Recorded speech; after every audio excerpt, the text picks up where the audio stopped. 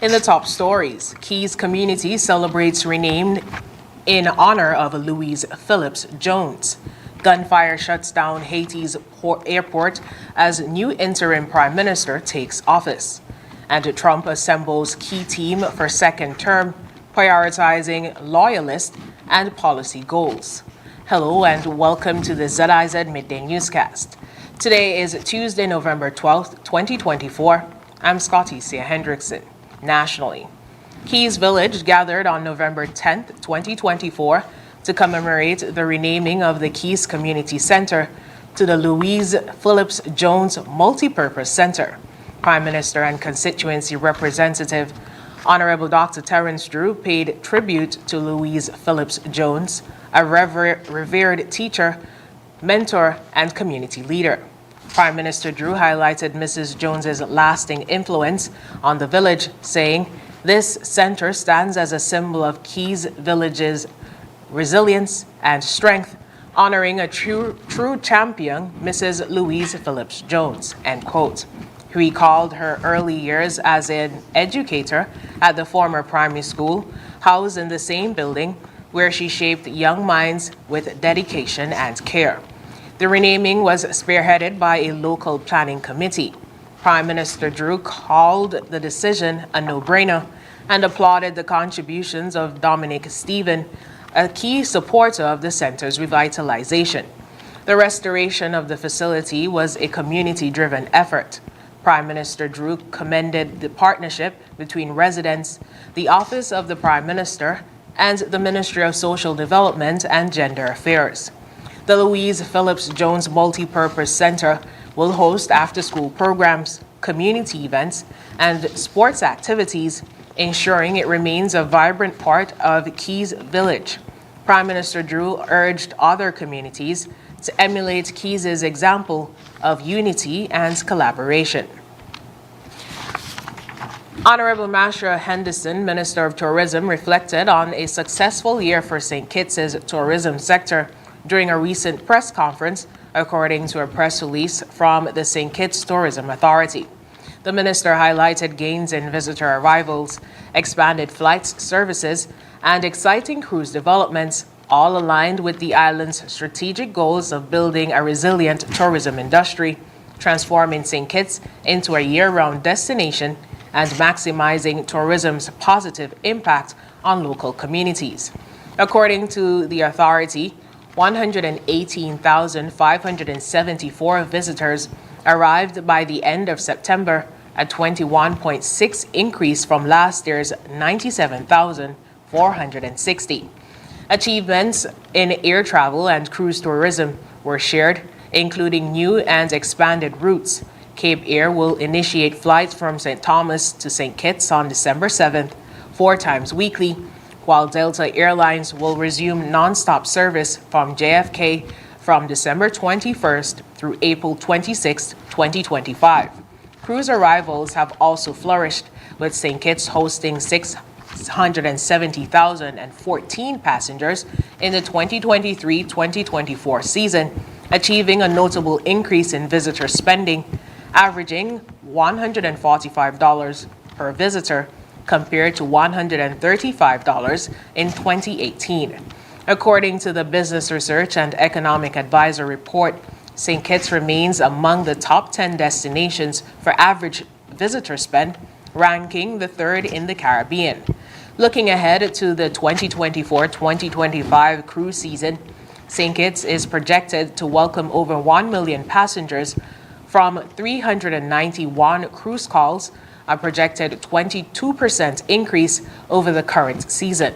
A highlight will be the arrival of Royal Caribbean's Star of the Seas on September 11, 2025, marking the destination's first inaugural cruise call, a historic milestone for the destination.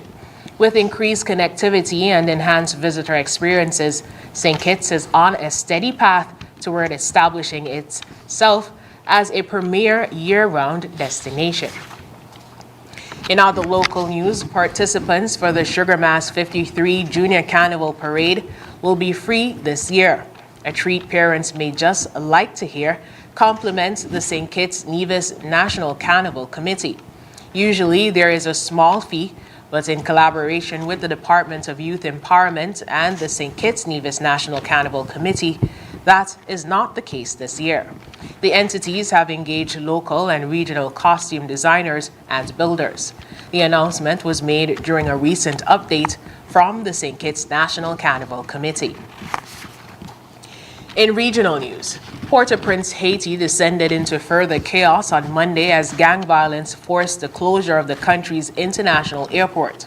Gangs opened fire on a Spirit Airlines flight from Fort Lauderdale as it prepared to land, injuring a flight attendant. The plane was diverted to the Dominican Republic, and airlines including Spirit, JetBlue, and American Airlines have since suspended flights to Haiti. Violence erupted across the capital with gun battles, homes set ablaze, and schools shuttered in panic. The unrest coincided with the swearing-in of Alex Didier Fils-Aimé as interim prime minister, replacing Gary Conille, who was ousted by a transitional council tasked with restoring democracy. Fils-Aimé pledged to restore peace and hold long overdue elections. Gangs now control 85% of Port-au-Prince, according to the UN, as a Kenyan-led peacemaking mission struggles with limited resources. Louise Henry Mars of La Pou La Paix warned of worsening violence, saying, quote, "The people of Haiti are bearing the brunt of this crisis," end quote. The UN has urged Haitian leaders to unite and prioritize the nation's stability, but deep political division threatens progress. In other regional news, record-breaking drought in Brazil's Amazonas state is crippling the Piracu fishery, a key income source for thousands of riverine and indigenous families. Low water levels have delayed fishing and increased transport costs, with this year's catch expected to fall below last year's 70% of the government quota. The Piracu, one of the Amazon's largest fish, thrives in managed fisheries, but climate change is now threatening its survival.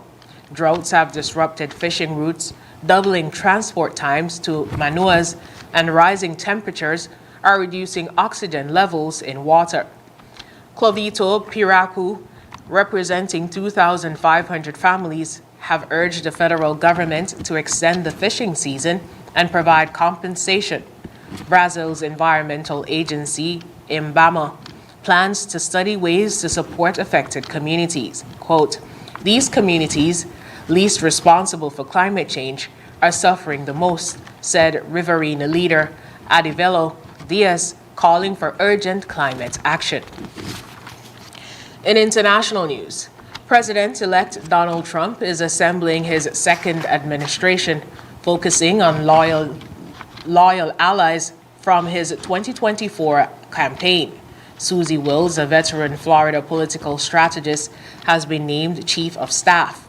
Wills, credited with managing Trump's most disciplined campaign, was instrumental in his primary victory over Ron DeSantis. Mike Waltz, a Florida congressman and retired Army National Guard officer, will serve as National Security Advisor.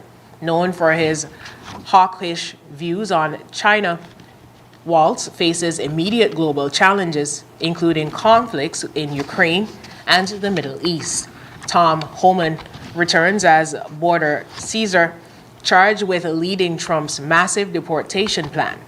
A staunch advocate of Trump's immigration policies, Homan previously led ICE and has defended the controversial zero-tolerance policy. Elise Stankonik, a close Trump ally, is nominated as UN ambassador. She is expected to push U.S. interests amid crisis in Ukraine and the Middle East. Stephen Miller, a key architect of Trump's immigration agenda, will serve as a deputy chief of staff for policy. Lee Zendel, a former congressman, is Trump's pick to lead the Environmental Protection Agency. Though lacking environmental policy experience, Zeldin supports expanding U.S. energy production and deregulation. These appointments highlight Trump's focus on immigration, national security, and economic deregulation as he prepares to return to the White House. In other international news, a driver killed 35 people and injured 43 others on Monday night after intentionally driving into a crowd at a sports center in Zahua, a southern Chinese city. Police detained 63-year-old suspect, identified only by his surname Fan, at the scene of the incident, which occurred on the eve of Zahua's annual premier aviation exhibition hosted by the People's Liberation Army.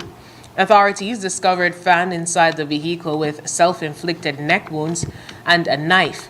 He is currently unconscious and receiving medical care.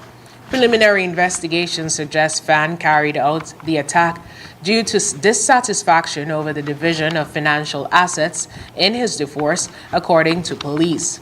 For nearly 24 hours, the number of casualties remain unclear. State media reported that one of 4 hospitals treating victims had admitted over 20 people. Calls to other hospitals went unanswered. The incident has been heavily censored on Chinese social media. Searches for information about the event on platforms like Weibo yielded minimal results, with many posts and articles swiftly removed. However, according to reports, outside China's Great Firewall, videos circulated widely platforms like X shared by dissenting bloggers. Footage showed victims lying on the track with rescue workers performing CPR and aiding the injured. And now for the weather. Present weather is cloudy. Winds are east at 8 to 16 miles, becoming lighter mainly overnight. Temperature today is 26 degrees Celsius or 77 degrees Fahrenheit. Seas are 1.5 to 2.1 meters or 5 to 7 feet in northeasterly swells. A high surf advisory is in effect. Weather forecast for today predicts partly cloudy conditions with a 40% or moderate chance of showers. Tonight will be partly cloudy with a 20% or slight chance of showers. Sunset today will be at 5:36 p.m. Sunrise tomorrow will be at 6:14 a.m. And that brings us to the end of the ZIZ Midday Newscast. Join us this evening for these stories and more in detail. Thank you so much for joining us. I'm Scotty C. Hendrickson.